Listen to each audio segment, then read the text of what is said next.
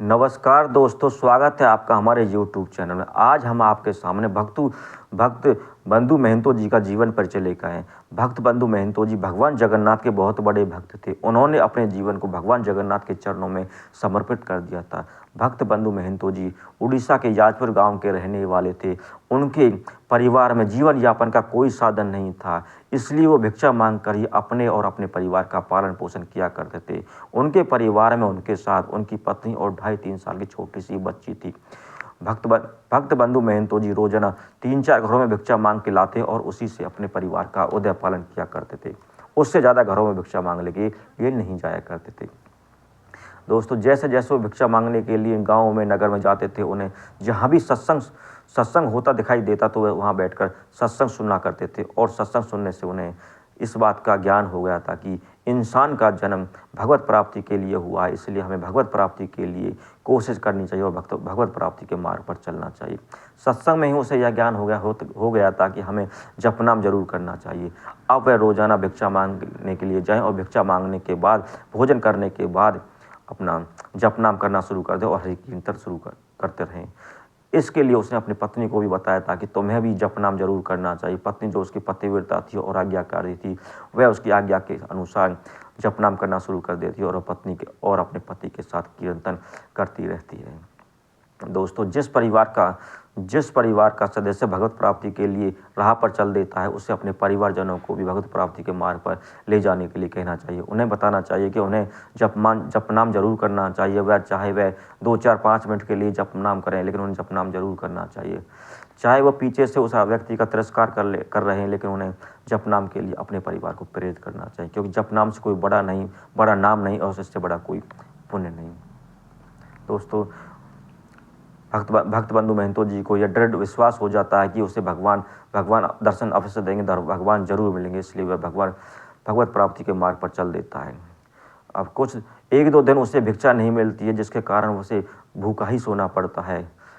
आस पड़ोस के लोग भी कोई उसे खाने पीने के लिए कुछ नहीं देता है। इस पर उसकी पत्नी भूख से व्याकुल हो जाती है और उसकी छोटी सी बच्ची भूख से बिलखती है।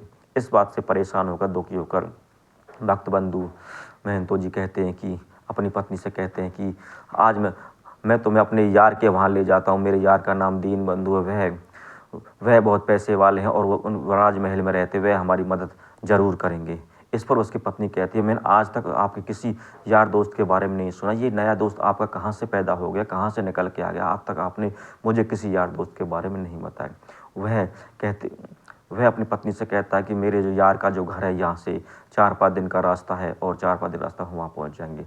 तब उसकी पत्नी बोलती है कि हमने कई दिनों से कुछ खाया नहीं, बगैर खाए पिए हमारा शरीर कमज़ोर हो गया और हम चल फिर नहीं सकते, इसलिए हम कुछ यहीं से कुछ भिक्षा मांगो और अपना खाने पीने का इंतजाम करो, जो हमारा शरीर कमज़ोरी दूर हो जाएगी, तब हम आपके यार के वहाँ चल देंगे।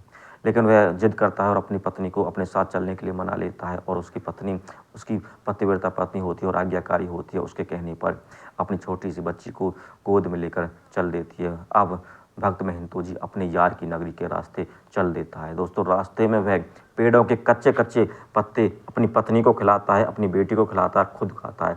इस तरह पेड़ों के हरे हरे पत्ते खा के वो 4-5 दिन का सफ़र तय कर लेते हैं और अपने यार की नगरी पहुंच जाता है।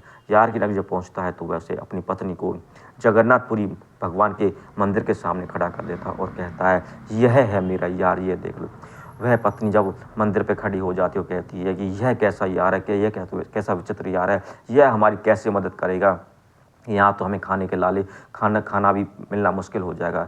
इस पर वह कहता है, तुम चिंता मत करो, और वह मंदिर के दरवाजे से एक साइड होकर बैठ जाता है और जप नाम करने लगता है। दोस्तों, धीरे धीरे शाम हो जाती है, लोगों की मंदिर पे भीड़ कम होने लगती है और अंधेरा हो जाता है।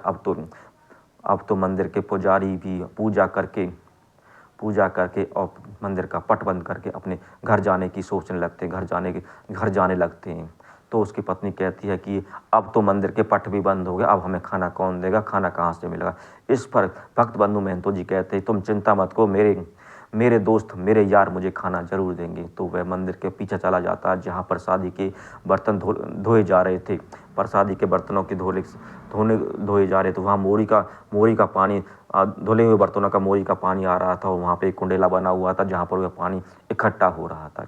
वह अपनी पत्नी से कहता है कि मेरे यार ने ये मेरे पानी पीने का व्यवस्था की हुई है, आज हम यहाँ पानी पीते हैं और सोते हैं, सुबह तक हमें खाना जरूर मिल जाएगा। उसकी पत्नी और दीनबंधु और अपनी बच्ची को पानी पिलाते हैं और वहीं सो जाते हैं। सोने से पहले वह जप नाम करते हैं। जब वह जप नाम करके सो जाते हैं तो दीनबंधु महंतो जी मन ही मन भगवान जगन्नाथ से प्रार्थना करते हैं, हे प्रभु, मेरी आपसे एक ही प्रार्थना है, आप मेरी पत्नी का विश्वास मत तोड़ देना। मुझे पता है आप लीलाधर हो, बहुत लीलाएं करते हो और मेरी परीक्षा ले रहे हो, लेकिन मेरी पत्नी का विश्वास किसी तरह बचाए रखना। तो रात को जब वह सो जाते हैं तो रात को भगवान जगन्नाथ पुजारी का रूप लेकर और उसके अपने जो भोग के थाल होते हैं उनमें से एक थाल उठा के लाते हैं और वो आवाज़ लगाते हैं कि भक्त बंधु महंतो जी जहाँ कहीं भी हो अपना खाना ले जाएं। वह भक्त महंतो जी जगा होता, वह पहली आवाज़ में यह सुन लेता है कि कोई उसे बुला रहा है, लेकिन वह सोचता है कि शायद किसी और को बुला रहे होंगे, तुझे यहाँ कौन जानता है, कौन तुझे बुलाएगा। तो वह उस आवाज़ पर उठता नहीं और चुपचाप लेटा रहता है। फिर दोबारा पुजारी के रूप में भगवान जगन्नाथ फिर आवाज़ लगाते हैं कि भक्त महंतो जी जो मोरी के पास सोए हुए हैं वो आइए और अपना खाना ले जाइए। इस बात को सुनता है वह खड़ा होता है और जहाँ से आवाज़ आ रही है वहाँ जाता है और पुजारी जी से भोजन का थाल लेता है और खाना खाना शुरू कर देता है। पुजारी जी बोलते हैं आप आराम से खाना खा लीजिए, मैं सुबह आके आपसे यह थाल ले जाऊँगा। तो दोनों पति पत्नी कई दिनों से भूखे थे, वो भरपेट खाना खाते हैं और खाना खाने के बाद जो खाली जो बर्तन होता है उससे अपने सिर के नीचे लगाकर सो जाते हैं।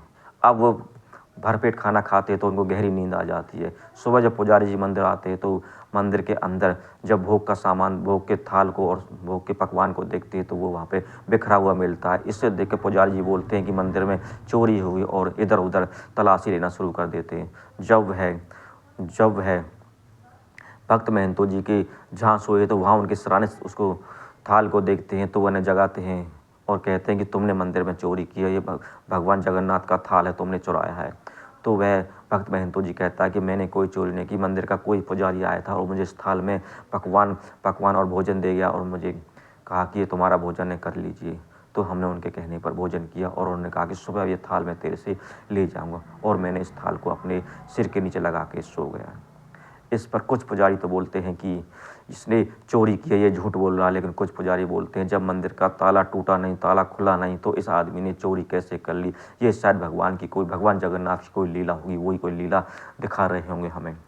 तो जो चोरी करने जो पुजारी यह बोलते हैं कि इसने चोरी की है, वो लोगों से उस दीनबंधु महंतो जी को पिटवाते हैं, लोग उसकी बहुत पिटाई करते हैं।